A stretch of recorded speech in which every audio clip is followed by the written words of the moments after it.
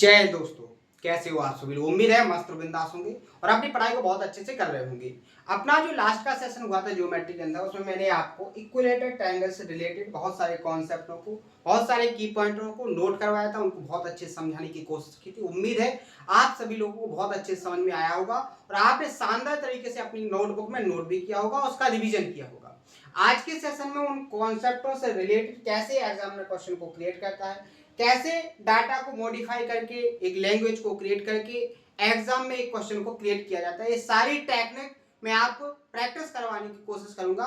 और हर एक क्वेश्चन के अंदर आपको कैसे कॉन्सेप्ट को ऑब्जर्व करना है, पूरी तरीके से मैं आपको हर एक की पॉइंट के थ्रू समझाने की कोशिश करूंगा कि आप कैसे विद इन टाइम के अंदर अपने क्वेश्चन के आंसर को निकालो। ठीक है, तो आइए आज का सेशन स्टार्ट करते हैं। लास्ट के सेशन में मैंने आपको इक्विलेटरल ट्रायंगल के जितने भी कॉन्सेप्ट हो सकते हैं जिनसे एक एग्जामिनर क्वेश्चन को क्रिएट कर सकता है, वो सारे कॉन्सेप्ट मैंने आपको लिख के बताए थे। लगभग 8 से 9 कॉन्सेप्ट हैं इक्विलेटरल ट्रायंगल से रिलेटेड, जिससे हर एक एग्जाम में आपको एक ना एक क्वेश्चन जरूर देखने को मिलता है। तो मैंने वो सारे के सारे कॉन्सेप्ट, सारे के सारे की पॉइंट विद प्रूफ के साथ यहाँ लिख के मैंने आपको बताया था कि आप इनको एक नजर के अंदर देख लें कि इक्विलेटरल ट्रायंगल से रिलेटेड कौन कौन से कॉन्सेप्ट बन सकते हैं और कौन कौन से क्वेश्चन क्रिएट हो सकते हैं। ठीक है, अब इन कॉन्सेप्टों से कैसे क्वेश्चन आए उनकी आज प्रैक्टिस करेंगे।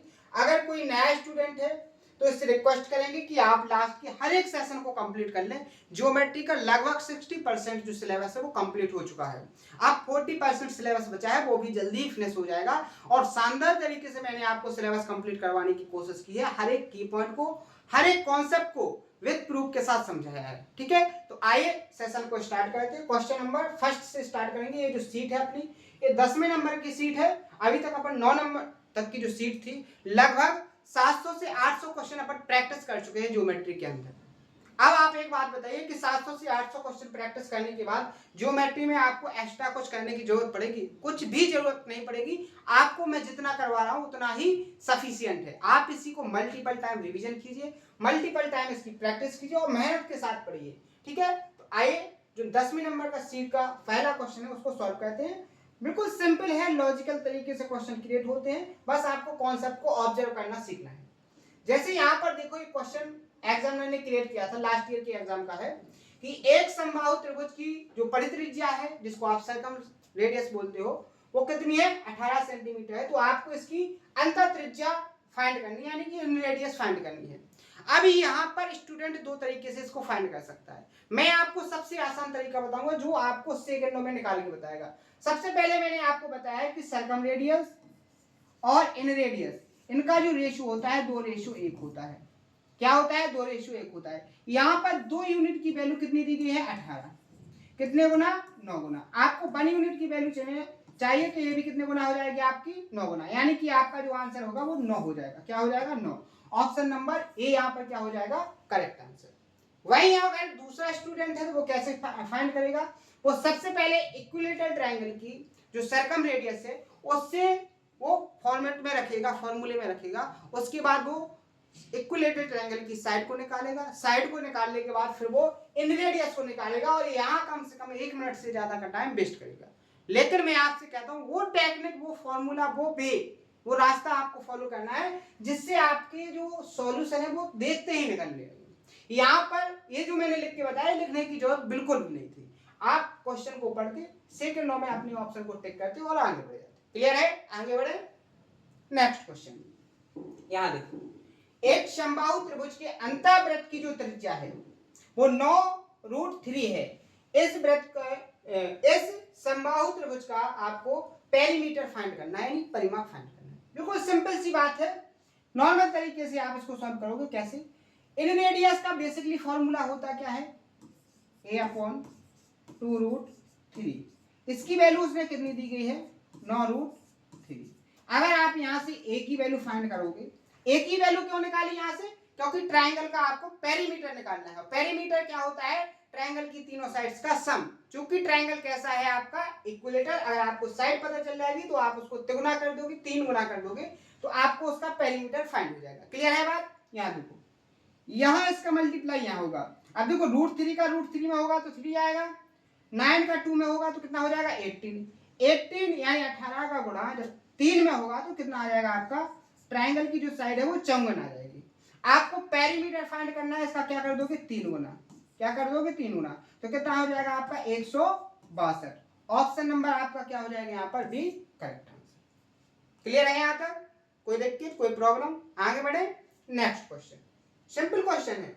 मैं क्या कहता हूँ, जब मैं सीट को स्टार्ट करता हूँ तो सबसे पहले बिल्कुल नॉर्मल क्वेश्चन, बिल्कुल आसान क्वेश्चन, बेसिक कॉन्सेप्टों से रिलेटेड क्वेश्चन को सिलेक्ट करता हूँ। उसके बाद धीरे धीरे अपन लेवल को आगे बढ़ाते जाते हैं। क्लियर है ना, ये अपना तरीका है, क्योंकि आपको ऐसा ना लगे कि ये क्वेश्चन मुझे समझ नहीं है। सबसे पहले बेसिक क्वेश्चन, फिर उससे थोड़े और टफ लेवल के, फिर और टफ लेवल के, फिर मॉडरेट, फिर डिफिकल्ट, और ऐसे प्री प्लस मेंस की तैयारी कब हो जाएगी आपको पता भी नहीं चलता है। ठीक है, ये तरीका है अपना, हर एक स्टूडेंट को हर एक तरीके से मैं समझाने की कोशिश करता हूँ। तो उसके लिए जितने भी तरीके मुझे करने पड़ेंगे, हर एक तरीके को मैं फॉलो करूंगा, कितनी भी मेहनत करनी पड़े, हर एक तरीके से मेहनत करने के लिए मैं तैयार हूँ। आप भी मेहनत कीजिए और आप मेहनत से पढ़िए। ठीक है, यहाँ देखो क्वेश्चन नंबर तीसरा, यदि एक समबाहु त्रिभुज का जो क्षेत्रफल है वो 81√3 है वर्ग सेंटीमीटर स्क्वायर है, तो आपको त्रिभुज की परिधि यानी कि पेरीमीटर फाइंड करना है। यहाँ पर देखो, अगर कोई इक्विलेटरल ट्रायंगल है तो उसका जो एरिया होता है वो क्या होता है √3/4 इसकी वैल्यू उसमें कितनी दी गई है 81√3। यहाँ देखो कि √3 से √3 कैंसिल हो जाएगा, ए स्क्वायर की वैल्यू क्या आ जाएगी यहाँ पर 81/4। अगर बात करोगे ए की वैल्यू निकालने की तो 81 का रूट लोगे तो 9 और 4 का रूट लोगे तो 2 आ जाएगा, तो 9 दूनी 18, ए अपनी कितनी आ गई 18। पेरीमीटर का क्या मतलब है, इसको 3 गुना कर दो, क्योंकि ट्रायंगल कैसा है इक्विलेटरल, ट्रायंगल की तीनों साइड कैसी होती है इक्वल होती है। तो यहाँ पर अगर एक साइड 18 है तो पेरीमीटर क्या हो जाएगा 18 दिया 54। ऑप्शन नंबर यहाँ पर ए क्या हो जाएगा आपका करेक्ट आंसर। सेकंडों में आपके आंसर निकलेंगे, लेकिन कब, जब आपने जो कॉन्सेप्ट मैंने आपको बताया था, ये कॉन्सेप्ट जो इक्विलेटरल ट्रायंगल से रिलेटेड जितने भी टाइप के कॉन्सेप्ट बनते हैं, इन सारे कॉन्सेप्टों को आपने बहुत अच्छे से रिवाइज किया, बहुत अच्छे से प्रैक्टिस की है, तब आपके जो हर एक क्वेश्चन के सॉल्यूशन है वो विद इन टाइम के अंदर निकलेंगे। और अगर आपने इन कॉन्सेप्टों को नहीं लिखा है, नहीं समझा है, नहीं सीखा है, आपने माइंड के अंदर नहीं सेट किया है, तो आपको बहुत ज्यादा टाइम वेस्ट करने की जरूरत पड़ेगी और आप एक सिलेक्शन से बहुत दूर हो जाओगे। ठीक है, क्योंकि आपको 100% तरीके से और 100% एक्यूरेसी के साथ पूरा एग्जाम अटेंड करने की जरूरत है। 100 में 100 क्वेश्चन, और वो भी एक्यूरेसी आपकी 100% होना चाहिए, यानी कि आपके जो क्वेश्चन है वो 100% सही होना चाहिए, तभी आप एक सिलेक्शन को पा सकते हो, तभी आप एक मंजिल में अपने कदम रख सकते हो। क्लियर है, आगे बढ़े आए चौथे नंबर क्वेश्चन। यहां देखो, triangle A triangle ABC is and AD perpendicular है BC where D lies on BC, यानी कि एक ट्रायंगल ABC है जिसमें AD परपेंडिकुलर BC है। ठीक है, where D lie on BC, D कहां पर मिलता है आपका BC में मिलता है। if AD की जो लेंथ है वो 16√3 है, then तब what is the perimeter of a triangle of ABC, आपको पेरीमीटर फाइंड करना है। सबसे पहले तो आप एक बात बताइए, बहुत अच्छे से मैंने समझाया है, अगर इक्विलेटरल ट्रायंगल है और इक्विलेटरल ट्रायंगल में आपकी जो हाइट है, हाइट क्या होती है आपकी, हाइट होती है आपकी √3/2 और इसकी वैल्यू आपको कितनी दी गई है यहाँ पर 16√3। यहां से √3 कैंसिल हो जाएगा, ए की वैल्यू यहां से क्या निकल के आ जाएगी 32। पेरीमीटर क्या हो जाएगा इसका 3 गुना, 32 का 3 गुना क्या हो जाएगा 96। ऑप्शन नंबर ए क्या हो जाएगा यहाँ पर करेक्ट आंसर। क्लियर है, देखो 4 क्वेश्चन मैंने अभी प्रैक्टिस करवाया आपको, चारों कौन से क्वेश्चनों में इसमें केवल उसने रेडियस पूछी थी, अंतर त्रिज्या, लेकिन यहाँ पर देखो दूसरे क्वेश्चन में आपको पेरीमीटर फाइंड करना, लेकिन लैंग्वेज और डाटा अलग है। यहाँ देखो दूसरा क्वेश्चन, यहाँ भी पेरीमीटर पूछा लेकिन लैंग्वेज और डाटा अलग है। समझ में आए, तो यहाँ समझने की कोशिश करो कि एक एग्जामिनर कैसे कैसे क्वेश्चन को क्रिएट कर सकता है। क्लियर है, नेक्स्ट क्वेश्चन, एक समबाहु त्रिभुज की ऊंचाई 18 सेंटीमीटर, ऊंचाई यानी कि √3/2, ए की वैल्यू कितनी है 80। क्लियर है, यहां पर देखो अगर आप √3 से 18 को डिवाइड करोगे तो क्या आ जाएगा 6√3। कैसे देखो 18 को लिख सकते हो आप 6 × 3, और जब आप इसको √3 से डिवाइड करोगे तो यहाँ 3 को ये √3 बाय डिवाइड कर देगा, क्या आ जाएगा 6√3।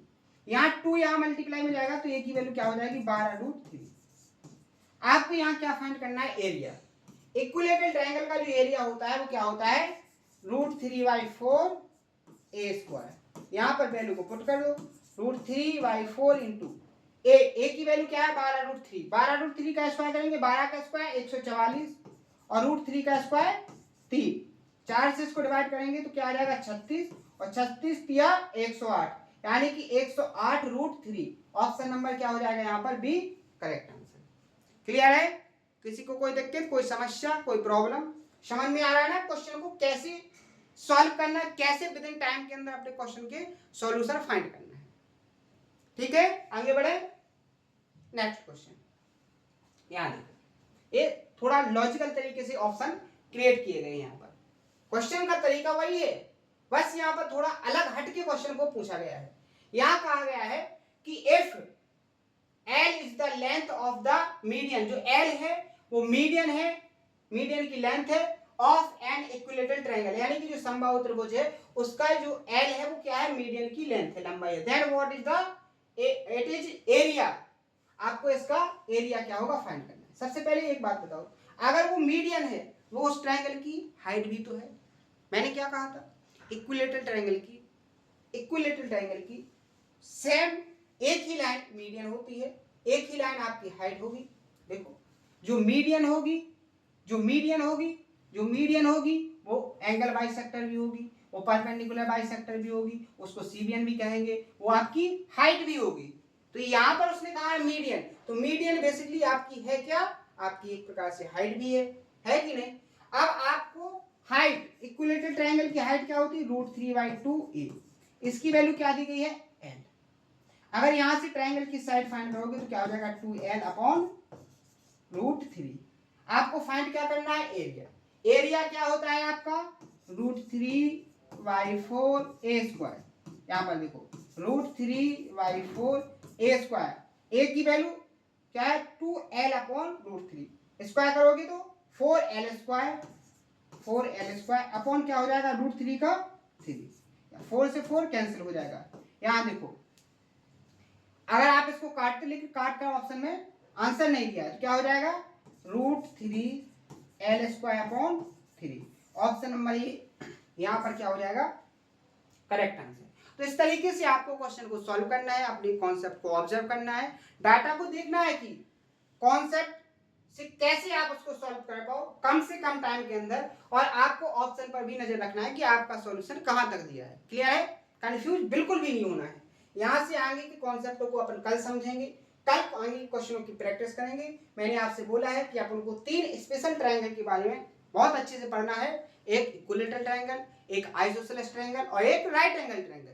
तीनों ट्रायंगल्स के लिए बहुत इंपॉर्टेंट कॉन्सेप्ट होते हैं, उनको प्रॉपर तरीके से समझना है, हर एक कॉन्सेप्ट पर क्वेश्चनों की प्रैक्टिस करना है। अपन ने सारे क्वेश्चनों की प्रैक्टिस पहले कर चुके हैं इस टाइप के, एक इन क्वेश्चनों की नहीं अलग हट के लेकिन सेम कॉन्सेप्ट से सारे कॉन्सेप्ट विद प्रूफ के साथ समझ चुके हैं। लेकिन एक नजर के अंदर अपन को इक्विलेटरल ट्रायंगल, आइसोसेलेस ट्रायंगल और राइट एंगल ट्रायंगल इन सारे कॉन्सेप्टों को समझना है।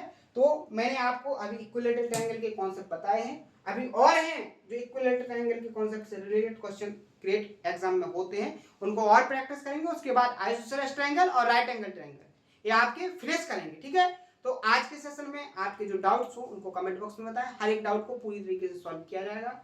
अगर कोई प्रॉब्लम आए तो उसको कमेंट बॉक्स में जरूर बताएं। मेहनत के साथ पढ़िए, सिलेबस जल्दी पूरा हो जाएगा, विद इन टाइम के अंदर होगा। हर एक अप्रोच से मैं आपको हर एक क्वेश्चन की प्रैक्टिस कराऊंगा। तो आज के सेशन में इतना ही, मिलते हैं नेक्स्ट सेशन में इसी जोश और उम्मीद के साथ। थैंक यू, धन्यवाद।